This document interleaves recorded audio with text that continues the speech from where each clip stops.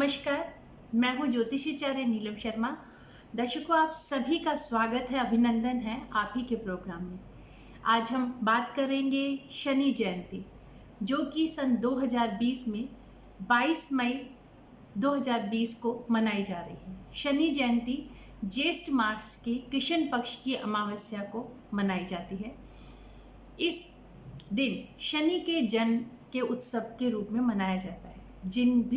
जिन भी लोगों की कुंडली के अंदर शनि किसी भी तरीके का कष्ट दे रहे हैं, तो उनके लिए शनि जयंती के अवसर का लाभ उठाना ये एक मौका है जिसके अंदर आप लाभ उठा सकते हैं। अब शनि से इतना भयभीत क्यों और शनि के उपाय क्या हैं, आज हम इसी विषय पर चर्चा करेंगे कि शनि जयंती पे हर राशि वाइज क्या उपाय किए जाएं और शनि से इतना भयभीत क्यों हैं लोग। जी हाँ, 9 ग्रहों के अंदर, जिन्हें 9 ग्रह शनि, राहु, केतु, मंगल, सूर्य, चंद्रमा, बृहस्पति, सारे 9 ग्रहों में शनि ही एक ऐसे ग्रह हैं जो न्याय का कार्य करते हैं। जो भी न्यायाधीश होता है, अगर वो हमें सजा सुनाता है, हमने कोई भी गलत कृत्य किया है, तो उसके लिए से भय हर व्यक्ति खाता है। कभी भी अगर कोई भी कोर्ट केस हो या कभी कोई कोर्ट में अगर जब जाता है, तो जज के सामने हर अच्छे से अच्छे व्यक्ति की हवाइयाँ उड़ती हुई देखी जा सकती है। तो शनि उसी भांति कार्य करते हैं व्यक्ति के जीवन में। जिस भी व्यक्ति ने अपने जीवन में अहंकार, घमंड किया है या किसी को भी अपने अच्छे समय में सताया है, तो शनि महाराज जब भी आते हैं तो वो दंड देने का कार्य करते हैं। पर वो लोग बिल्कुल निश्चिंत रहें, जिन्होंने अपने से निम्न वर्गों को सताया नहीं, उनकी सेवा की है और घमंड अगर नहीं है, ग्राउंड टू अर्थ रहे हैं, तो शनि देव उनका कुछ भी नहीं बिगाड़ते। इस चीज़ से आप बिल्कुल निश्चिंत रहिए, क्योंकि शनि देव का कार्य है, सभी प्लैनेट आते हैं, हर तरीके का हमें अनुभव दे के जाते हैं, हर तरीके की हमें शिक्षा दे के जाते हैं। पूरा ब्रह्मांड 360 डिग्री का है, जिस तरीके से उसके अंदर 27 नक्षत्र को 12 राशियों के अंदर से प्रभाव रहता है, उसके ऊपर 9 ग्रह वर्क करते हैं। तो शनि देव एक ऐसे प्लैनेट हैं जो कि जब भी वो आते हैं तो आपके गुप्त रूप से जो भी आपने पाप किए हैं उनका फल आपको दे के चलते हैं। अगर आपके मन के अंदर भी किसी के लिए ईर्ष्या या भाव रहा है, तो वो भी इस पीरियड के अंदर उजागर हो जाता है। तो शनि देव जब भी शनि की 7.5, शनि की महादशा, शनि की अंतरदशा, शनि की प्रत्यंतर कुछ भी अगर क्रॉस होता है, तो आपके छुपे हुए कृत्य जो कि आपने छुप के किए हैं, मन से भी किए हुए, इस समय उजागर हो जाते हैं। तो शनि से इसीलिए लोग भयभीत होते हैं। जब शनि देव ने सूर्य भगवान को भी नहीं छोड़ा, तो वो किसी को भी नहीं बख्शते। तो शनि देव को जो कार्य मिला है वो अपना भली भांति से करते हैं। शनि एक राशि के अंदर 2.5 साल रहते हैं। अपनी उसी राशि के अंदर चक्र जो पूरा करके आते हैं, वो 30 साल बाद पुनः उस राशि के अंदर आते हैं। जब शनि देव चलते हैं तो एक राशि पीछे और एक राशि आगे शनि की 7.5 लगती है।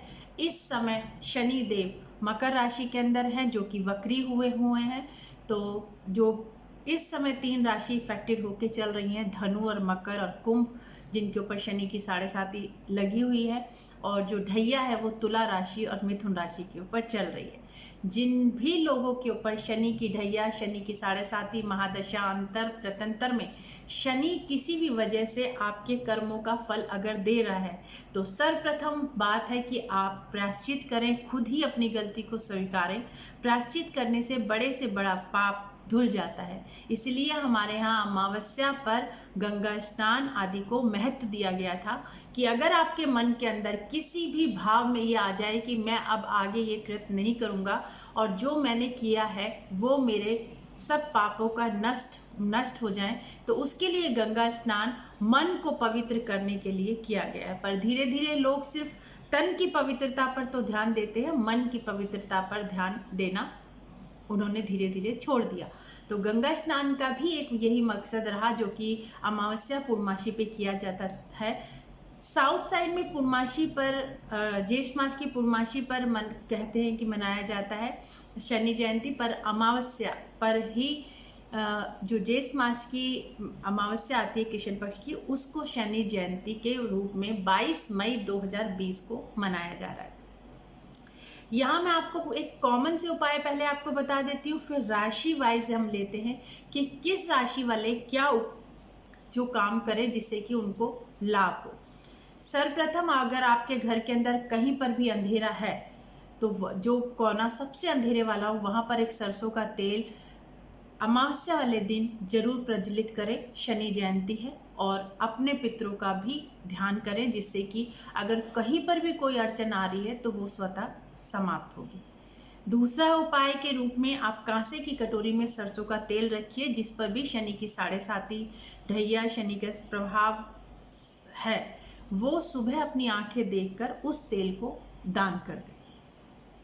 तीसरा उपाय है कि आप अपने घर के अंदर काम करने वाले जो भी है, मेड है या आपके ऑफिस में काम करने वाले कोई भी है, उनको कुछ ना कुछ जरूर खिलाएं अमावस्या वाले दिन। अमावस्या वाले दिन अपने बड़ों का चरण स्पर्श करें, अपने पितरों को याद करें, इससे भी शनिदेव खुश होते हैं और मन ही मन उन सभी गलतियों की क्षमा अवश्य मांगे जो आपसे जाने अनजाने में हुए हैं। प्रायश्चित करने से हमारे बड़े से बड़े पाप का क्षय होता है। अब बात करते हैं कि अगर किसी के ऊपर शनि की 7.5 ढैया या अंतर प्रतंतर दशा चल रही है तो ऐसा क्या उपाय करें जिससे कि हमें इसका जो प्रकोप है वो कम हो। उसके लिए आप मीठा जल गुड़ डाल के जल के अंदर शाम को पीपल के नीचे जरूर डालें और कच्चा दूध भी उसके अंदर मिक्स कर सकते हैं, तो शनि का जो प्रकोप है वो कम होने की संभावना है। उसकी 5 या 7 या 11 प्रदक्षिणा करें और शाम को हनुमान मंदिर होते हुए आ सकते हैं। लॉकडाउन का पीरियड है, ये करना संभव नहीं है तो आप मानसिक जाप भी घर के अंदर शनि के मंत्रों का जाप कर सकते हैं। शनि चालीसा, भैरव चालीसा, ये सब आप कर सकते हैं। और हनुमान जी को इसलिए कहा गया है कि हनुमान जी ने इनको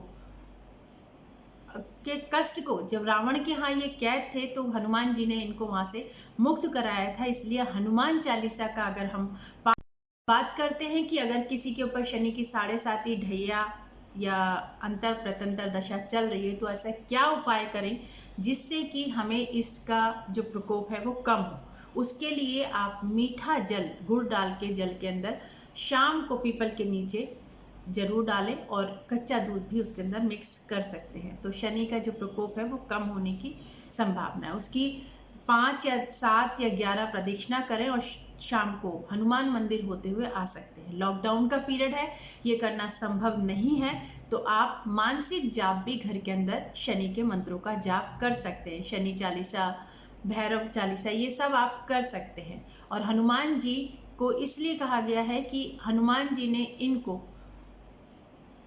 के कष्ट को, जब रावण के यहाँ ये कैद थे तो हनुमान जी ने इनको वहाँ से मुक्त कराया था, इसलिए हनुमान चालीसा का अगर हम पाठ करते हैं तो उससे भी शनि का प्रकोप में हमें काफ़ी लाभ मिलता है। आइए अब बात करते हैं हम राशि वाइज। सर्वप्रथम राशि हमारी ब्रह्मांड की 12 राशियों में सर्वप्रथम राशि आती है मेष।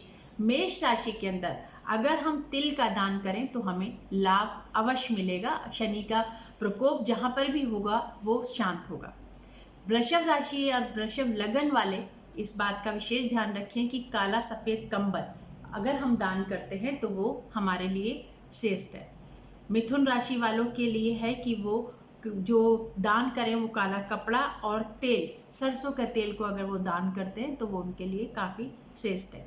अब बात करते हैं कर्क राशि वालों के लिए। कर्क राशि वाले अगर वो नीले रंग के फूल जो अगर वो दान करते हैं, काला कपड़ा है, ये अगर दान करते हैं तो ये इनके लिए काफ़ी, तेल और नीले रंग के फूल दान करते हैं तो कर्क राशि वालों के लिए काफ़ी उत्तम रहेगा, शनि के प्रकोप को कम करेगा।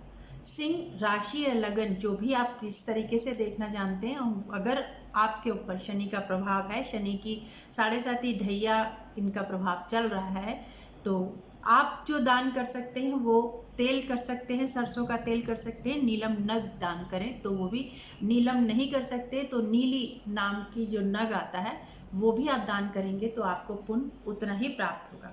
अब बात करते हैं कन्या राशि की। कन्या राशि वाले अगर काले जूते, चप्पल, स्कूल बैग अगर दान करते हैं तो वो शनि के लिए, इनके लिए शनि के को अपने फेवर में करने के लिए काफ़ी उत्तम रहेगा। शनि जयंती वाले दिन अगर ये हम उपाय करते हैं तब भी ये हमारे लिए काफ़ी श्रेष्ठकर रहेगा।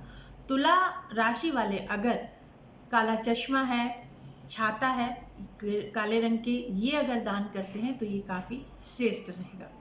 वृश्चिक राशि वाले अगर लोहे के बर्तन दान करते हैं, लोहे से बने बर्तन है, कढ़ाई है, ये इस तरीके के बर्तन अगर दान करते हैं तो वो उनके लिए शनि को अपने फेवर में करने के लिए काफ़ी श्रेष्ठ उपायों में माना जाएगा।